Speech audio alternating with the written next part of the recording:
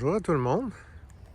Je fais une courte vidéo pour vous montrer c'est quoi la différence entre un arbuste fruitier, dans ce cas-ci, c'est des cerisiers SK.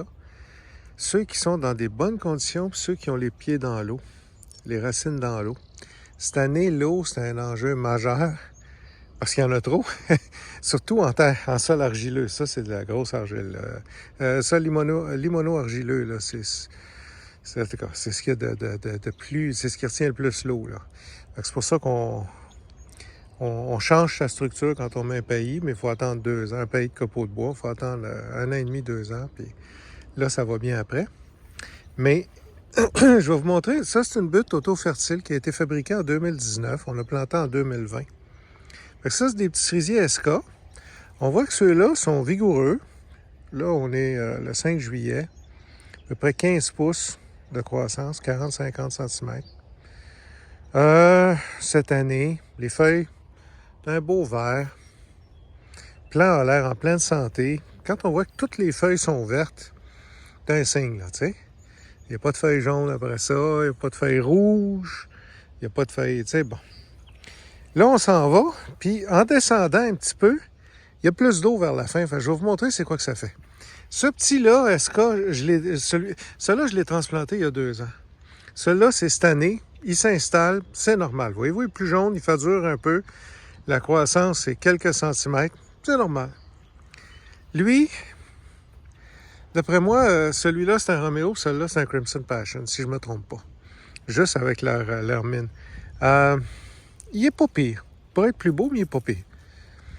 Il n'y a rien de majeur. Par contre, tu sais, il n'est pas très vigoureux. Même pas peut-être 25 cm de croissance, mais tu sais, il n'est pas fort. Mais il n'est pas pire. L'an prochain, il va produire. Ça, parfait. C'est le plus beau de la rangée.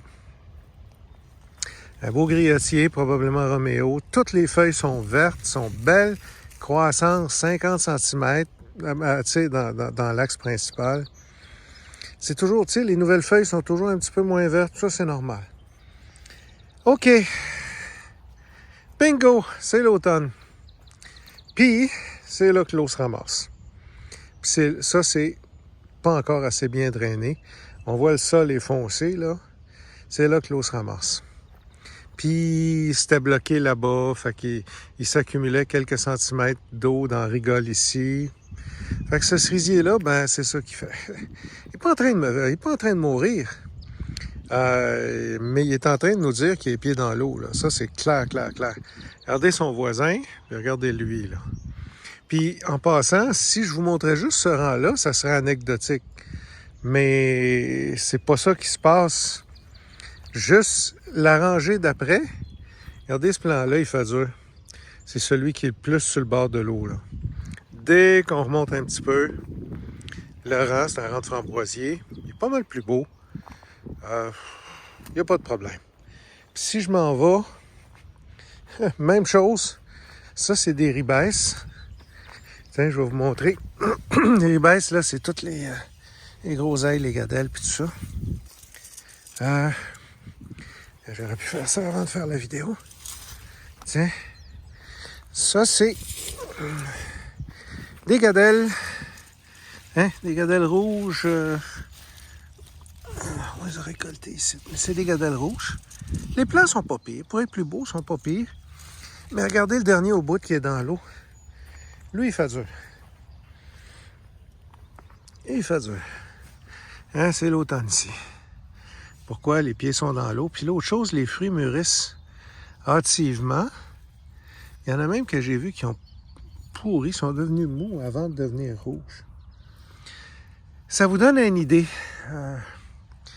des petits fruits, des arbres fruitiers. Ça ne pousse pas les pieds dans l'eau. De la minute où les racines sont dans l'eau, là, ils commencent à avoir de la misère. Un sol saturé en eau, c'est un sol anaérobique. C'est un sol qui n'a plus d'oxygène dedans. Ça veut dire que les bactéries fixatrices d'azote, bien désolé, ça, c'est des bactéries là qui sont aérobiques, donc qui fonctionnent quand le sol est aéré. Quand c'est une boîte en dessous, il n'y a pas d'eau là-dedans. C'est un sol argileux saturé d'eau.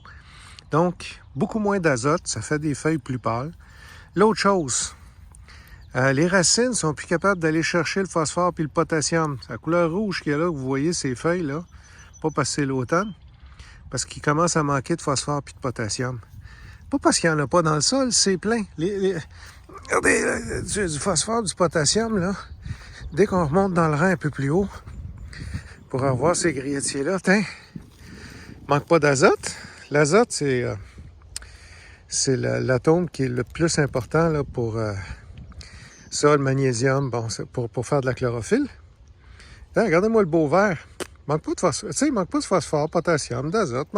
Cette plante-là, je voudrais pas qu'elle soit plus vigoureuse que ça. Elle est parfaite. Elle s'en va de même. Ça, c'est plus pâlotte.